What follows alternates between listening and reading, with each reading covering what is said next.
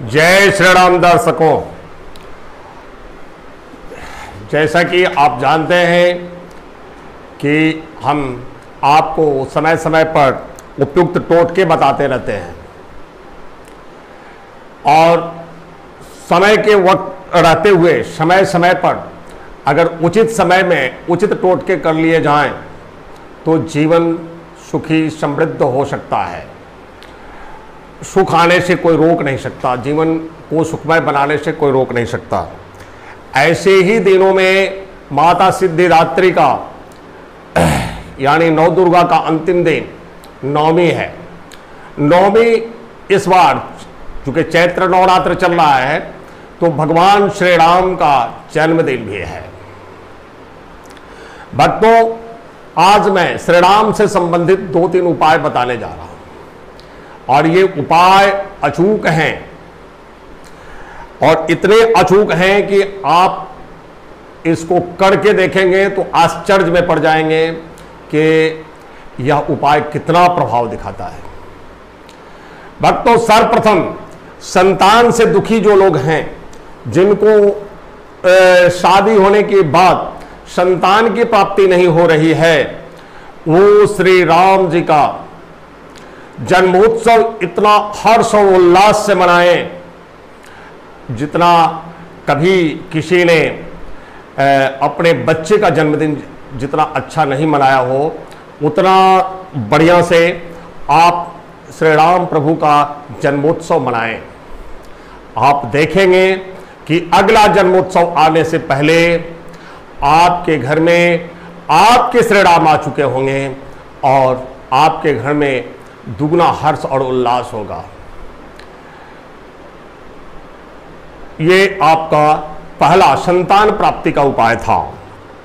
दूसरा उपाय है कि अगर किसी प्रकार का प्रेत बाधा, नजर बाधा, तंत्र मंत्र या आपको लगता है कि आपके व्यवसाय को किसी ने बांध दिया है, आपके घर को किसी ने बांध दिया है, आपको किसी ने कोई टोने टोटके करके बर्बाद करने की तैयारी में है, तो आप डरे नहीं, श्री राम प्रभु की शरण में जाएं। आज के दिन, रामनवमी के दिन, आप श्री राम दरबार लगाएं। श्री राम दरबार का चित्र लगाएं, मूर्ति है, क्या है, जो आपके पास अवेलेबल है, नहीं है तो श्री राम दरबार का चित्र लाएं और उसे मंदिर में स्थापित करें। आगे आप चांदी की कटोरी में 1 कटोरी गंगाजल रखें।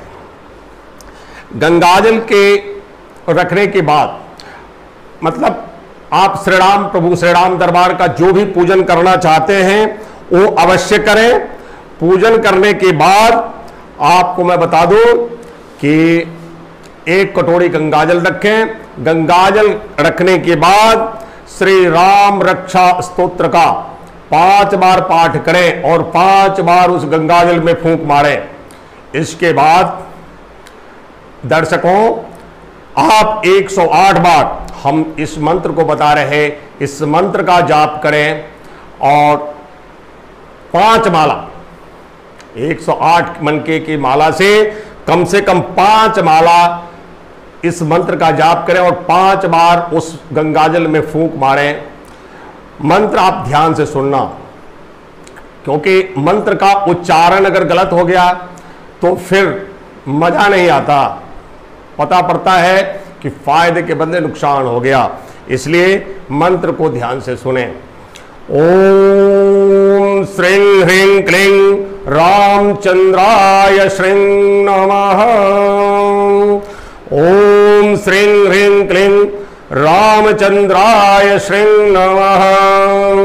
ओम श्रीं ह्रीं क्लीं रामचंद्राय श्रीं नमः। एक स्वर में आप इसको 5 माला जपते चले जाएं और 5 माला पूर्ण होने के बाद इस गंगाजल को, जो कटोरी में आपने गंगाजल रखा है, आप अपने घर के आवास के कोने कोने में इसकी छिड़काव करें। अगर व्यापार स्थल से आप संदिग्ध हैं कि व्यापार स्थल को बांधा गया है या कोई व्यापार करते हैं, अलग आपकी दुकान है, तो उस पानी में से बचाकर आप उस व्यापार स्थल पर भी आप इस जल का छिड़काव करें। आप देखेंगे कि अधिशीघ्र तंत्र मंत्र से मुक्त होकर के, आपकी हर बाधाओं से मुक्त होकर के आप अपने ऑफिस को, अपने घर को खुशहाली से भरा देखेंगे।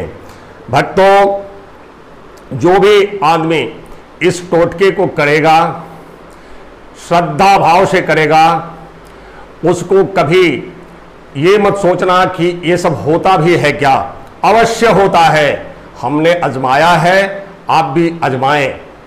भक्तों, अगला उपाय मैं बताने जा रहा हूं, वो हनुमान जी का है। श्री राम के जन्मोत्सव में अगर हनुमान की पूजा की जाए तो श्री राम और हनुमान दोनों का प्रचुर आशीर्वाद मिलता है। अब हनुमान जी के लिए आप हनुमान जी का चोला चढ़ाना बता ही दिए, चोला चढ़ाएं। उसके बाद जो भी पूजन करते हैं करें, और हनुमान जी को आप एक पान के पत्ते पर गुड़ चने का भोग लगाएं। संभव हो तो आटे का रोट बनाकर उनको भोग के रूप में अर्पण करें।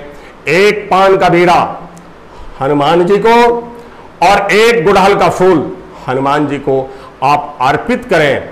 और आज के बाद इस रामनवमी से प्रारंभ करके ये नियम बना लें कि हर मंगलवार को मैं एक गुड़हल का फूल हनुमान जी को अर्पित करेंगे।